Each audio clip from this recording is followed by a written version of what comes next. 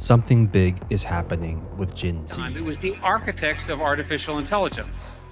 Interesting. Artificial intelligence is the next industrial revolution.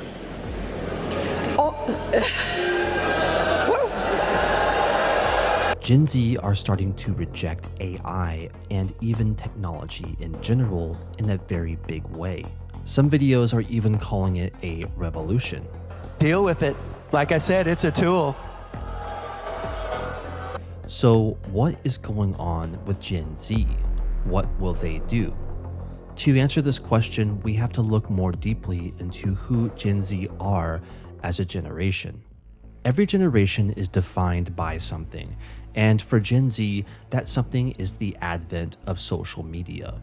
Social media and the internet is the key for understanding the mindset of Gen Z, and study after study shows that Gen Z is one of the most risk-averse generations in recent history. From drinking to car accidents, sex, and others, Gen Z take the least risk of any recent generation since the boomers. This is partly because of world events, but also because social media produces what psychologists call a mean world syndrome, where the amplification of negative stories by social media gives an impression of a hostile world. Social media also denies people live FaceTime, which has shown to improve emotional well-being and stability. There is a great irony in Gen Z in that the very thing that binds Gen Z is also the thing that makes them weaker, an irony that we will continue to explore later in our story. Many Gen Z are anxious about their future, about their jobs, relationships. A large portion doubt they'll ever be able to retire, to own a home, to live the American dream. They feel the system has failed them. Why I make over 3 times the federal minimum wage and I cannot afford to live. This is where AI comes in. AI is the meeting point for all of these issues. AI is increasingly becoming the embodiment of inauthenticity, fakeness, the elite, the machine that will take your job, or the alien power that you don't understand but you know doesn't care about you. More than that, AGI, the total replacement of human labor, is the end goal of our economic system, which is incentivized to automate human labor and extract maximum profit. To many young people, on an unconscious level, AI represents the system we are in. What Gen Z are really angry about is being born into a system that they can't seem to escape. This is why many have no hope for the future. This is why they use social media yet hate it. Why many use AI to cheat on essays yet say it saps critical thinking and boo at a commencement speaker talking about it. This isn't all hypocrisy. It's the contradiction of a system that has already altered the fabric of our society, a system built on the pursuit of profit and results at the expense of our humanity. The question is, what are they going to do next? How will these contradictions resolve themselves?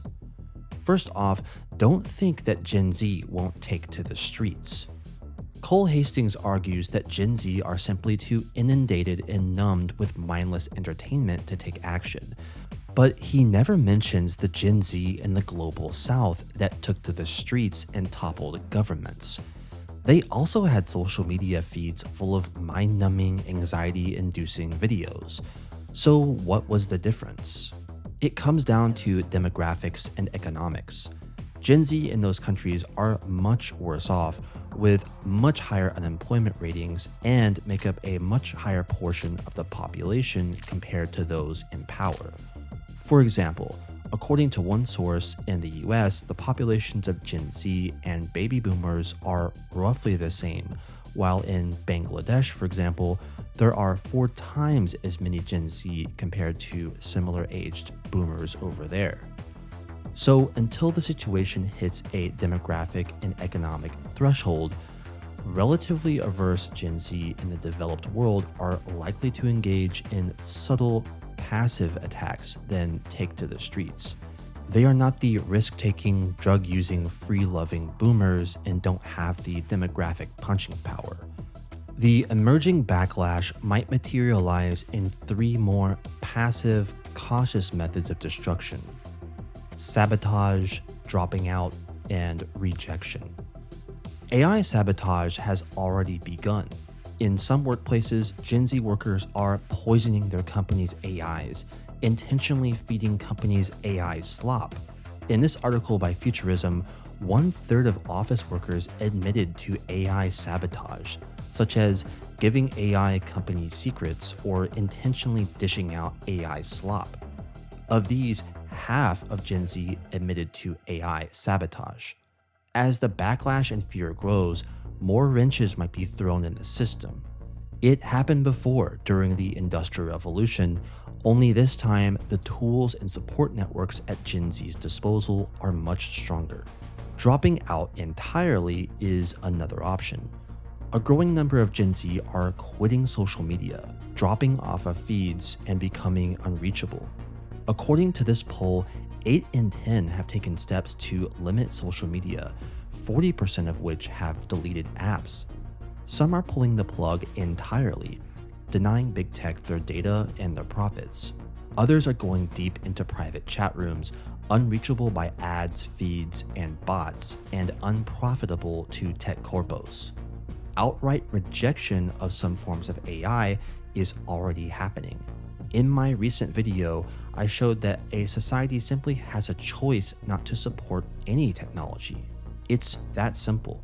Gen Z might support some types of AI, such as specialized systems that could better detect cancer, and reject services or products made by others, such as AGI that aims to completely replace all human labor. If you don't think it's possible, remember that boycotts have happened before, for example, blood diamonds and sweatshops, only this one would probably be much bigger. The rejection of AI art is likely to increase further, and is already helping a revival of physical art and physical goods. So for now, instead of the French Revolution, the Gen Z revolt against AI and tech might be more like Thoreau's Walden, a retreat back to authenticity, back in time perhaps to the internet of the late 90s or the lost internets that never were, stripping some of big tech's power away. Whatever happens, change is coming, and the contradiction in a system that both weakens and connects its inhabitants will play out in some form. Most importantly, our timeline isn't determined, and the future can be seized for ourselves.